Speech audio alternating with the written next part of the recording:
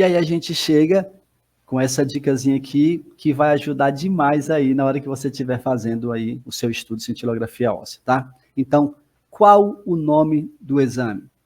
O nome do exame se chama cintilografia óssea do corpo total. Eu já vi pedido médico assim, cintilografia do joelho. Não existe cintilografia do joelho. Ou então, cintilografia da coluna lombar. Não existe cintilografia da coluna lombar. Toda cintilografia óssea, ela será feita do corpo total, da cabeça aos pés. Aquela área que o médico pediu, né? Ah, cintilografia do joelho, ou da bacia, ou da lombar. Aí a gente vai e faz o quê? Uma imagem localizada daquela região. Tranquilo?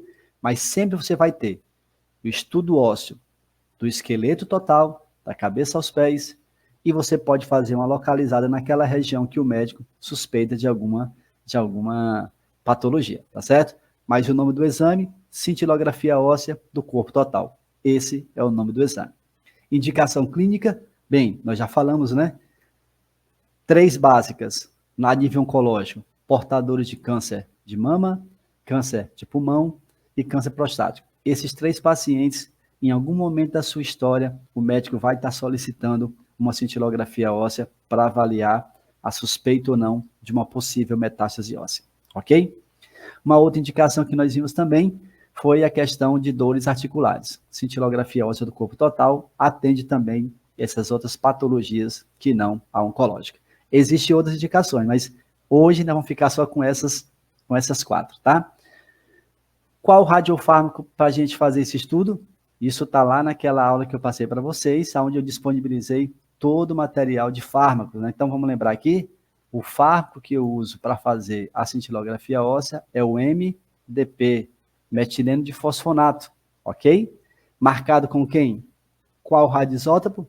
Tecnésio, o mais famoso de todos, TC99M. Aqui eu tenho o radiofármaco.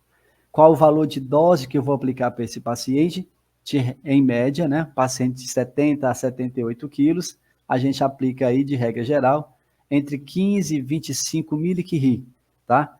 Esse valor de dose, né, que a gente aplica no paciente, entre 15 e 25 miliquiri, e existem outros fatores que podem influenciar, né, essa dose. Eu posso aumentar a dose ou diminuir. Outros fatores podem estar relacionados, como, por exemplo, a biomassa do paciente, a qualidade do teu cristal cintilador, né? Por exemplo, a idade do paciente, se o paciente é idoso, se o paciente é jovem. Então, alguns fatores podem estar aí, a qualidade da marcação do teu radiofármaco, por exemplo.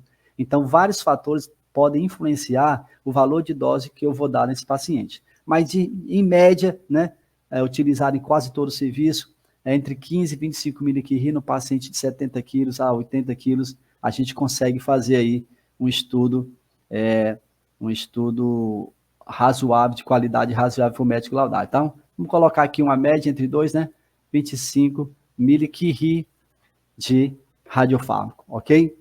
Vitor, e qual é o tempo de aquisição, o tempo para a aquisição? O paciente tomou uma injeção 8 horas da manhã. Que hora que esse paciente pode voltar? Para cada protocolo de medicina nuclear, existe um protocolo, né, estabelecido entre a aplicação do radiofármaco e o retorno desse paciente para a aquisição das imagens. Na cintilografia óssea, segundo o Troll e o Zisman, né, eu estou citando aqui esses 2 autores, eles dizem que se eu fizer um estudo entre 2 horas e meia, 2 horas e 30 minutos após a aplicação do radiofármaco e até 4 horas, tá? Se eu conseguir colocar o paciente nesse intervalo de tempo, eu terei um exame de excelente qualidade.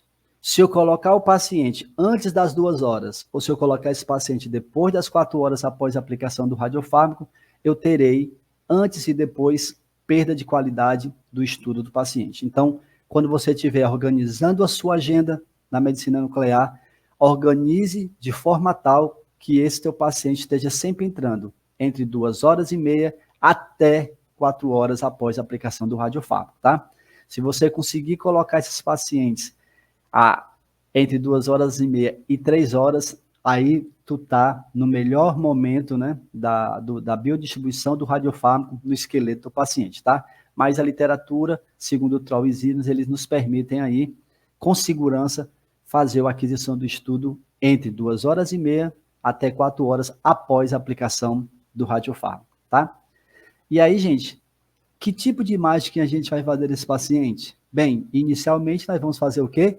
Imagem de scan, ou imagem do corpo total, ou total body, dependendo da máquina que você estiver trabalhando. Então, inicialmente você vai fazer uma imagem da projeção anterior e uma imagem da projeção posterior. Pode haver necessidade de fazer imagens adicionais, imagens localizadas ou imagens de spot? Pode. Isso vai depender durante o estudo. Então, quando você termina de fazer o estudo da cintilografia óssea do corpo total, você avalia a imagem do paciente e vê ou não, né? Avalia ou não a necessidade de estar fazendo imagens adicionais, como a imagem localizada, uma imagem estática, ou quem sabe até uma imagem de SPECT, tá? Qual tipo de colimador que nós vamos utilizar para fazer a aquisição de um paciente de cintilografia óssea? Lembra da nossa última aula, nós falamos sobre os colimadores. Bem, isso aqui é muito fácil, né, meus amigos? Se o paciente foi submetido ao radisóptero tecnésio metastável, o colimador será qual? O LER. Lembram disso? A baixa energia, alta resolução, ok? E, professor, existe alguma observação para esse paciente estar fazendo, algum preparo para esse paciente estar fazendo para a cintilografia óssea?